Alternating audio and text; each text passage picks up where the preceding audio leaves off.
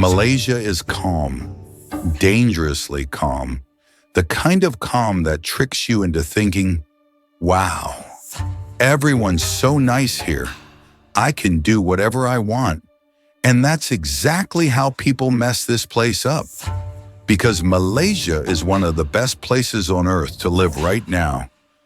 But only if you don't behave like a walking red flag. Here's the wild part. Almost every foreigner who gets into trouble here didn't get unlucky. They earned it. No scams, no secret traps, no hidden rules written in invisible ink. Just small, avoidable mistakes repeated over and over by people who assumed the rules didn't apply to them. So let's start with the fastest way to make a friendly situation uncomfortable.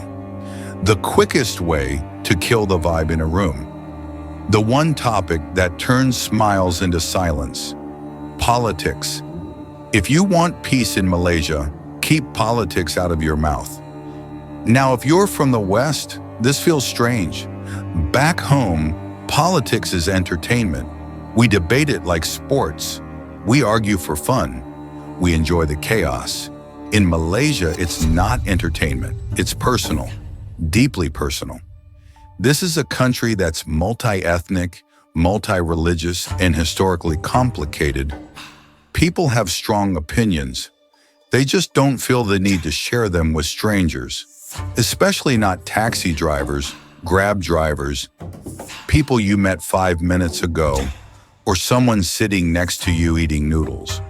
The biggest mistake foreigners make is assuming silence means agreement. It doesn't. It means politeness. Malaysians don't enjoy public confrontation. They don't argue for sport. They don't flex opinions for attention. So if you casually drop political takes like you're on social media, you won't start a debate. You'll create an awkward memory they'll never forget.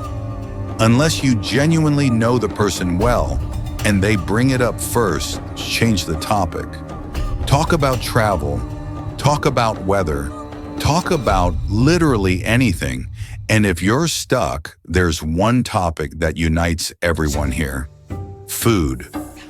But before we get to that, there's another massive misunderstanding that trips people up the moment they hear one specific word. So why do so many foreigners instantly misread Malaysia the second religion enters the conversation? The moment someone hears that Malaysia is a Muslim-majority country, their imagination goes wild.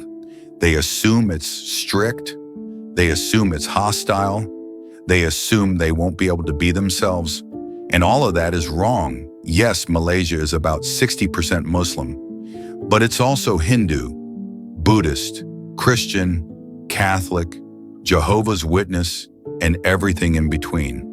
And here's the part outsiders never expect. Nobody cares. Friend groups are mixed, neighborhoods are mixed, celebrations overlap. You can walk down one street and see a mosque, a temple, and a church sitting almost side by side. Not competing, not arguing, just existing. Malaysians themselves are warm, funny, and sarcastic in the best way. Religion isn't used as a weapon here. It's just part of the background. The real problems start when foreigners get weird about it. Obsessive questions, judgmental comments, loud opinions nobody asked for. Online arguments dragged into real life.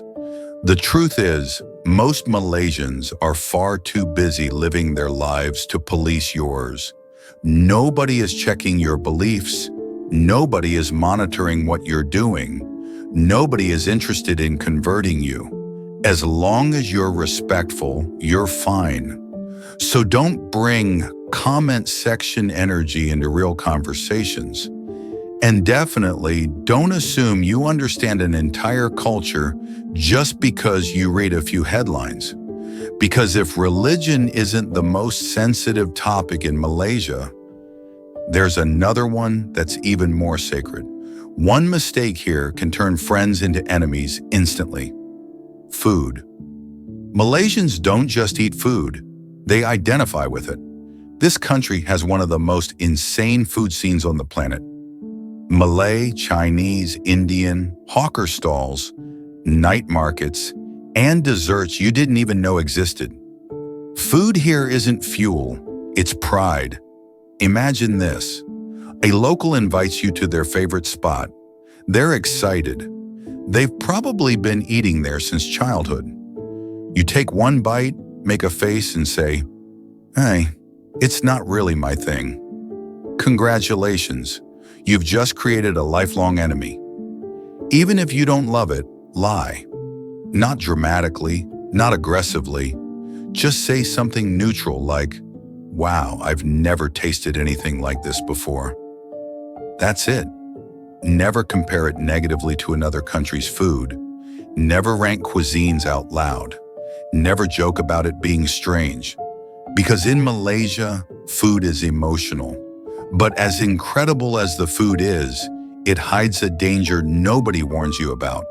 So what happens when paradise tastes this good every single day? There's an invisible rule in Malaysia. Break it once and people forgive you. Break it repeatedly and you become that foreigner. The rule is simple. Never be loud, rude, or entitled. In many Western countries, confidence is volume. Complaints are normal. Public arguments are acceptable. In Malaysia, saving face matters. Politeness isn't weakness, it's respect. People queue. People say thank you. People avoid scenes. And Malaysians are genuinely kind, not fake nice or customer service nice. Actually nice. The stereotype of entitled Westerners in Asia didn't come from nowhere. It came from loud complaints, demanding exceptions, and escalating small problems. If something goes wrong, lower your voice, smile, and de-escalate. Calm will get you further here than anger ever will. Because the moment you make a scene, you lose. This becomes even more important at night. Malaysia is not a heavy drinking culture, and that matters a lot. Yes, bars exist. Yes, people go out. But the crowd drinking heavily late at night is smaller and riskier. Here's how trouble usually starts. A foreigner drinks too much, sees something they don't like, says something. Someone responds. And suddenly, it's no longer about right or wrong. I've heard the stories. I've seen the aftermath. One guy tried to step in and do the right thing. He didn't leave a hero. He left bruised. The rule is simple. Don't get drunk, don't escalate, don't fight. If something feels off, walk away. Your pride is not worth the consequences. Most serious trouble foreigners get into here has alcohol somewhere in the story. Beyond nightlife, there are small cultural habits that quietly shape how locals see you. Malaysia is forgiving.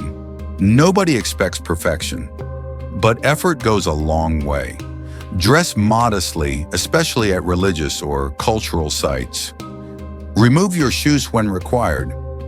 Respect religious holidays, and there are many. Use your right hand when giving or receiving things, since the left hand is traditionally used for dirtier tasks. Will someone attack you if you forget? No, but awareness earns goodwill. I've made mistakes myself. Walked into a temple with shoes on by accident. Nobody got angry. They corrected me. That's Malaysia. Respect is remembered, and now we reach the final danger. The one nobody warns you about. The one that creeps up slowly. What if the biggest risk in Malaysia is simply eating too well? Malaysia's food is unbelievable. Nasi lemak, roti canai, char kway teow, teh tarik. Desserts you didn't know existed.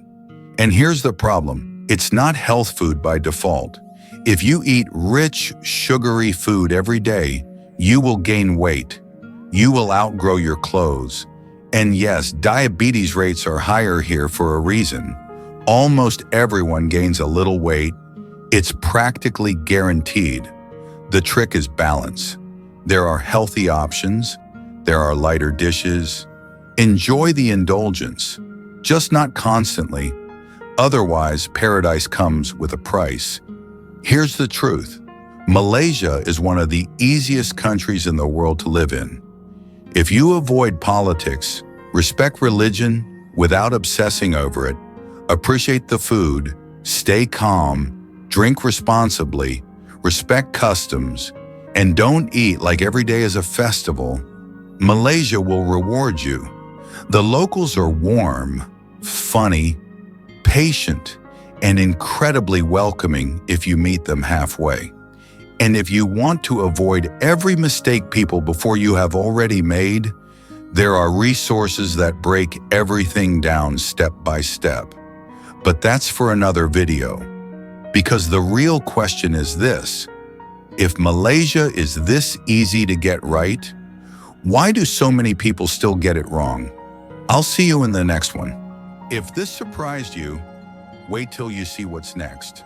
We break down places, systems, and lifestyles in ways nobody else is talking about. New stories, bigger questions, zero fluff. Subscribe now, because the next video might completely change how you see life.